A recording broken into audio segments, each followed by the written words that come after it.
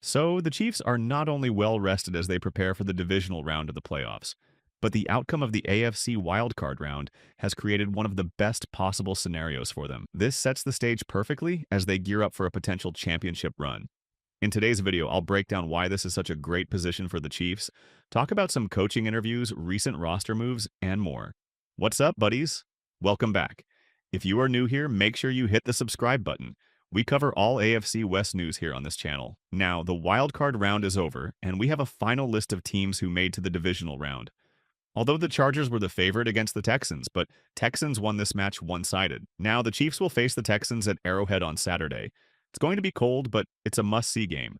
The Texans' defense has shown they can rise to the occasion, but Kansas City's offense will be a different challenge altogether. Patrick Mahomes and company have been consistent, and with a well-rested roster coming off the bye, the Chiefs should be in a great position to execute their game plan effectively. Regarding the offensive line, the left tackle decision is something to watch. Andy Reid's comments about DJ Humphrey's performance in Week 18 indicate there are still some uncertainties there. Joe Thuney stepping in at left tackle earlier in the season proved effective, so it'll be interesting to see who gets the nod in such a critical game. Protecting Mahomes will be crucial, especially with the Texans' ability to generate turnovers. On the injury side, having players like Chris Jones, Isaiah Pacheco, Jawan Taylor, and Jaylen Watson back at practice is a significant boost. Watson's return to form in practice is especially encouraging, as the secondary will need to be sharp against a Texans team that, while inconsistent, can take advantage of opportunities if given the chance. Overall, the Chiefs are set up for success, but they can't overlook the Texans. Houston's wildcard performance shows they're capable of surprises. As long as Kansas City plays their game, stays disciplined, and avoids mistakes, they should handle this matchup and advance to the AFC Championship. Houston's offense showed flashes in the wildcard round, but they'll face an entirely different level of pressure from Kansas City's defense. Chris Jones is healthy, and back in the lineup is huge as he's been a game wrecker all season long. Pair that with the potential return of Jaylen Watson, and the secondary should be in a strong position to limit C.J. Stroud's effectiveness. Stroud is talented and has had an impressive rookie season, but the Chiefs' defense will look to force him into mistakes, just as they did in their earlier matchup. On offense, Patrick Mahomes will lead a unit that's not only rested, but also loaded with weapons that are peaking at the right time. Kareem Hunt's consistent production on the ground will be key, especially in cold weather, as the Chiefs may rely on the run game to control the clock. Meanwhile, the receiving corps, led by Xavier Worthy, and bolstered by Hollywood Brown's increased involvement, gives Mahomes plenty of options to exploit Houston's secondary. The frigid temperatures could play a role, but Kansas City has the advantage of being used to playing in these conditions. Arrowhead will be rocking, and the energy from the fans should only add to the home field advantage. The Chiefs being 8-point favorites feels appropriate, given their dominance and the matchup on paper. As for the path forward, having the Bills and Ravens square off in the other divisional matchup is ideal. If Kansas City takes care of business against the Texans, they'll face only one of those two tough teams instead of potentially both. It's a manageable scenario for the Chiefs as they continue their quest for a third straight Super Bowl victory. However, it all starts with taking care of Houston on Saturday. And as long as the Chiefs stick to their game plan and avoid mistakes, they should be well on their way to the AFC Championship. On the NFC side, the Lions and Commanders should be an exciting clash, and it's always intriguing to see how the Eagles perform after a convincing win. The playoffs are delivering drama, as expected, and there's so much more to come. Now move to another big news. This Friday, the Chiefs made 2 key signings to reserve futures contracts. These contracts don't count against the current salary cap or roster until the new league year begins. They're typically used for free agents or practice squad players from teams whose seasons have ended. Once signed, these players are locked into the team and can't negotiate elsewhere. Teams can sign as many as they want, as long as the total roster doesn't exceed 90 players at the start of the new league year. It's worth noting that Justin Watson was signed to a futures deal back in February 2022, and look at the impact he's had.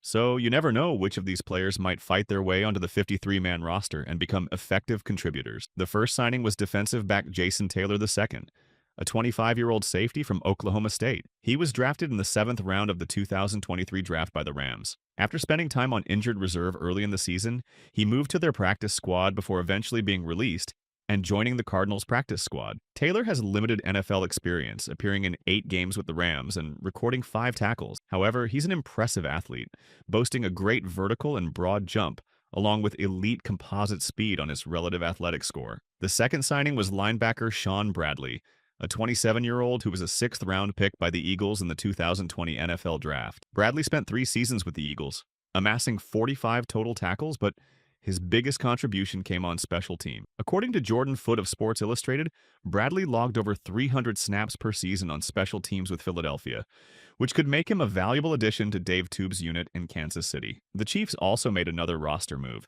placing defensive tackle Marlon Tuipulotu on injured reserve. Tuipulotu, who played significant snaps in the Week 18 game against the Broncos, likely sustained an injury during that game. Here's hoping he heals up quickly. With his placement on IR, the Chiefs now have an open spot on the 53-man roster. This could pave the way for the return of either cornerback Jaylen Watson or wide receiver Mecole Hardman, as both have had their 21-day window to return from IR activated. Between the two, Watson's return would significantly boost the secondary. Defensive metrics have noticeably dipped since Watson broke his ankle in Week 7 and underwent surgery. That said, Mecole Hardman might be ready sooner. Hardman recently underwent a minor knee procedure, and if he returns, the Chiefs face an interesting decision regarding the returner role. Nico Remigio has performed well in that role, so it's uncertain whether the Chiefs would keep him, risk waiving him and hoping he clears waivers, or re-sign him to the practice squad. Hardman's value could extend beyond special teams, serving as a versatile depth piece or being utilized in niche offensive packages. On the injury front, Andy Reid shared encouraging news during Friday's press conference. Several key players have returned to practice, including safety Shamari Connor. Connor had been dealing with a concussion and a shoulder injury that forced him out of the Week 18 game against Denver. This is really good news, as the Chiefs are going to face well-managed defense in the divisional playoffs. Another interesting trend in the NFL is the number of coaching changes happening after the regular season ended. What's even more interesting is that almost every team seems to be looking closely at the Chiefs' coaching staff. Offensive coordinator Matt Nagy interviewed late last week for the New York Jets head coach vacancy. Let's see if he'll get the job, since the Jets have been interviewing multiple candidates, but you can never rule anything out. Not on Matt Nagy, the Jets also interviewed assistant GM Mike Borgonzi for their general manager opening. He's been in talks with the Titans as well for their GM position. And, he's actually the GM Brett Veach's right-hand man, overseeing college and professional scouting, contributing to the draft strategy, and supporting Veach in roster management through free agency, trades, and waiver claims. Chiefs' defensive coordinator Steve Spagnuolo also had a busy Friday with 3 virtual interviews. The Jets, again, were one of the teams involved.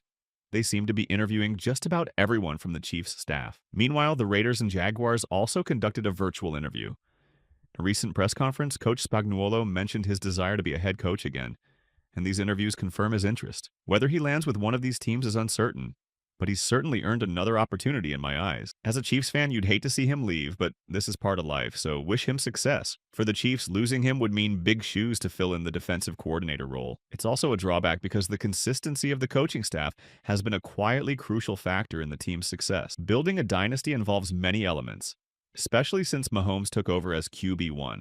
But Spagnuolo has played an invaluable role in that process. For now, the Chiefs are in a safe zone because these interviews only happened because of their bye week, and no more can take place until the Chiefs' season is over, hopefully after they've secured their 3rd straight Super Bowl title. Finally, the Associated Press recently released its All-Pro Honors team, determined by a national panel of 50 media members. 4 Chiefs players received votes, with 3 making first-team All-Pro. Joe Thuney, who has been invaluable at both left guard and left tackle as needed, Creed Humphrey at center, and Chris Jones at defensive tackle. Cornerback Trent McDuffie earned second-team All-Pro honors, falling behind Patrick Surtain II and Derek Stingley Jr. While there's always debate about who did or didn't make the list, these decisions are final. Personally, I'd have loved to see Trey Smith recognized. He's been outstanding and is someone the Chiefs should prioritize keeping for years to come. So what do you think? Are the Chiefs ready to dominate the Texans in the cold? Or could Houston pull off another surprise? Who would you like to see return from IR, Jaylen Watson or Mecole Hardman? And with all these coaching interviews happening, do you think the Chiefs will keep their key staff intact for another Super Bowl run? Let me know your thoughts in the comments below. And if you haven't already, hit that subscribe button so you never miss any AFC West news.